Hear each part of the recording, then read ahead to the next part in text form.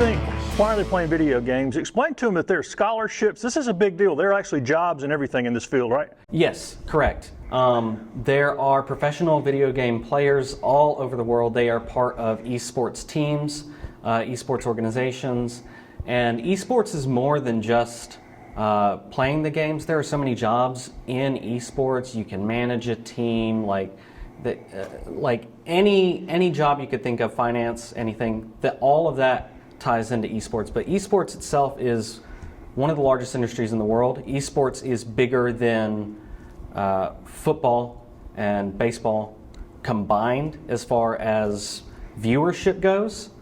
And we are playing games so that hopefully our students can get scholarships, because that is the goal, is not only to provide students with something after school to do, some sort of extracurricular activity, providing an opportunity for students who aren't currently doing something extracurricular, but also helping them be able to pay for college.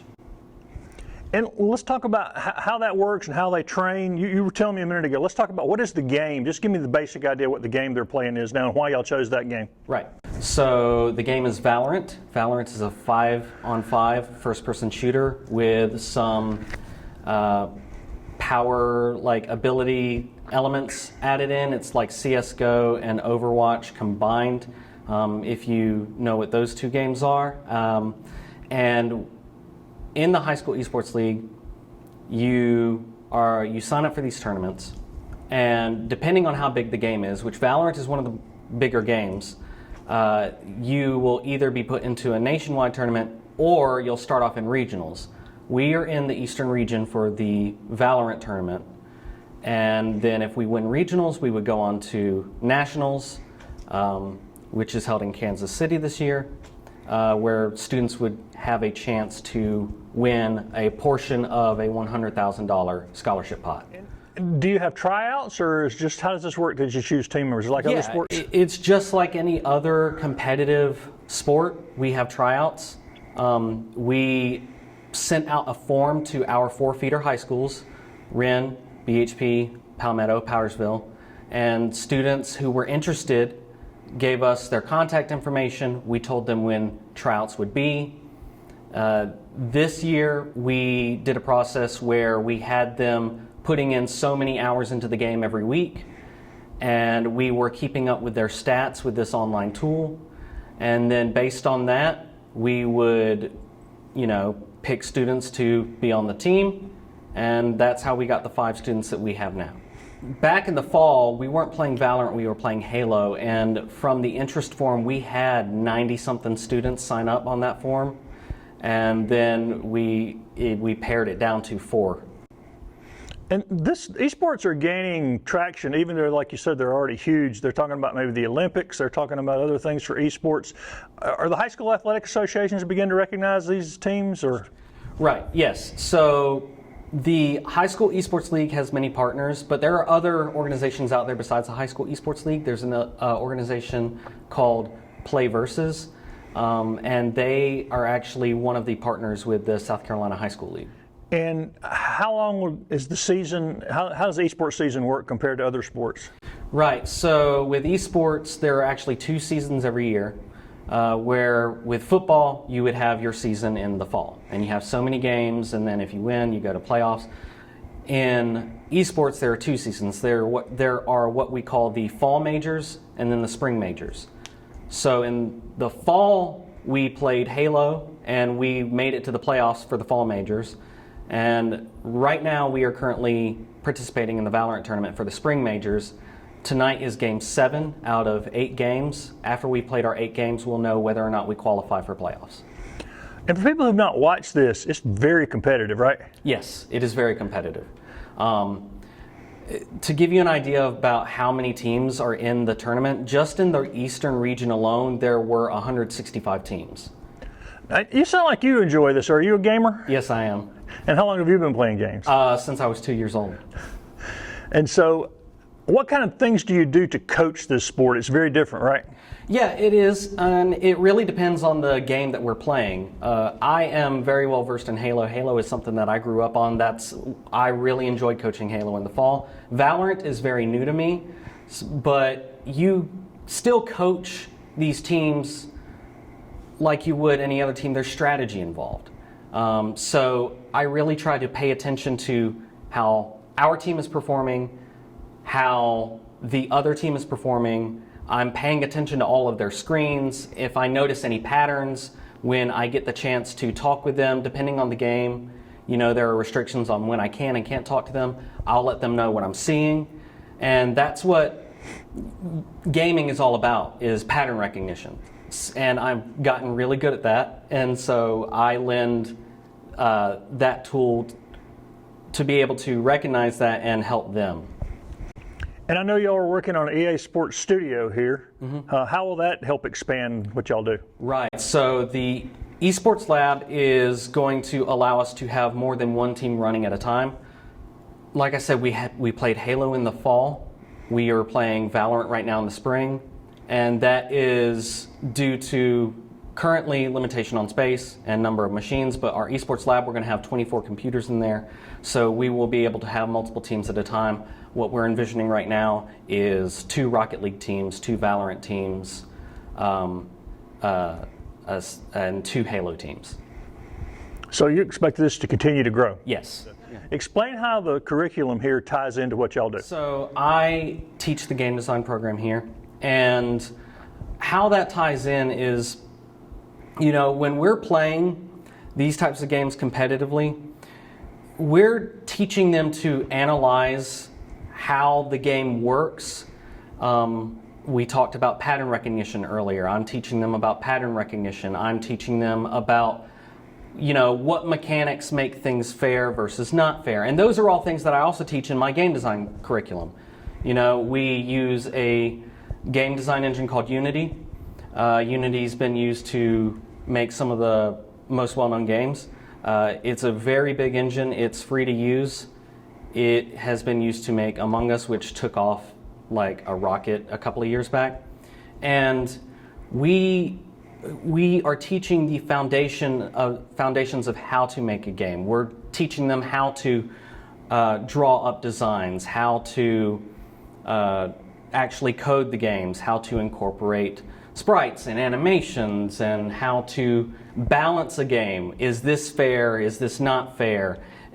Does this mechanic over here, affect what we're trying to do with this right here? And how does getting students engaged in esports and these kind of extracurricular activities, how does that make them better students? There are many studies out there that say extracurricular activities help students academically. And we see it all the time with our students that play football or basketball. I don't get very many of those in my program, but when I do, they are typically some of our more higher achieving students.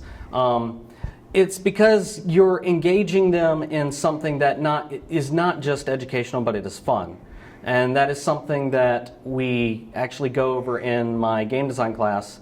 And you get into this state. The reason sports are so fun is not just because it's a challenge, but because, they say time flies when you're having fun. There's got to be some level of fun to a sport. And when students have fun, they are more likely to learn better. And we tell students that when they come through on our tours. Mr. Akins and I say, we could scare you, we could be mean, and we could give you a whole bunch of tests, or we can have a lot of fun while we're learning, and you're going to retain it better that way. And once the Esports Lab is up and running and all, do y'all have any plans to stream this so people can watch the games as they're going on? Yes. So the High School Esports League encourages all of the student participants to stream their gameplay to their own personal channels, whether it be on Twitch, YouTube, Facebook. There are even some people streaming gaming on TikTok now. And then what they would like is for every school to also stream to a school streaming page. So we would set up a Twitch channel for the school, and we would be able to switch between the viewpoint of each of our players.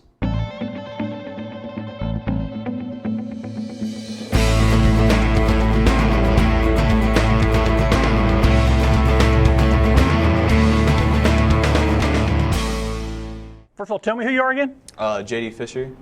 And spell your name for me. JD Fischer. And how did you get involved in this program? At home, I have a PC. I got it like the end of last year. Like not end of last year, like towards the middle. And I played a lot of games, and I enjoy playing games. What I do is my hobby.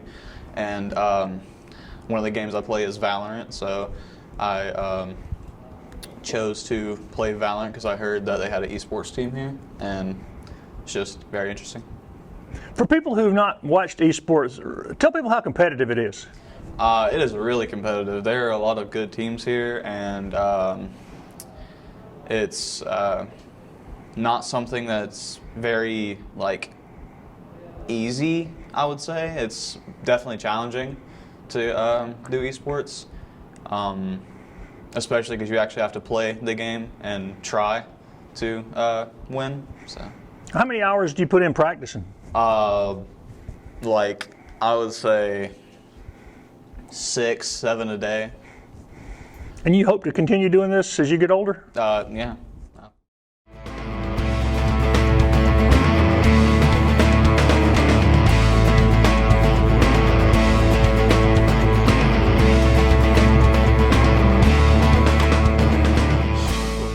To Palmetto High School. And what made you want to get involved in esports? I like video games. And how long have you been playing? I've been playing video games since I was about 3. And what's your best game? Valorant. And what's good about that game? It's an FPS shooter, so you can take out your rage. And for people who've not watched you guys play, explain to them what esports is. Esports is entertainment in gaming. So it's a sport, but it's not technically outside. And do y'all play as teams or as individuals? Teams. Do you like that better, or you like playing as individual better? I feel like teams, you can have a lot of team-based communication and work better together. But by yourself, you can have downfall and fail. And has this team worked well together? Yes, I would say so. You think y'all got a good chance of getting to the playoffs? Maybe. And do you plan on continuing to play into college and that kind of thing? Sure. And you want to stay with this game, or you got another game in mind? Yes, I would stay with this game. Let's know what you're going to do after high school. I think I'm going to be a historian, but I don't exactly know.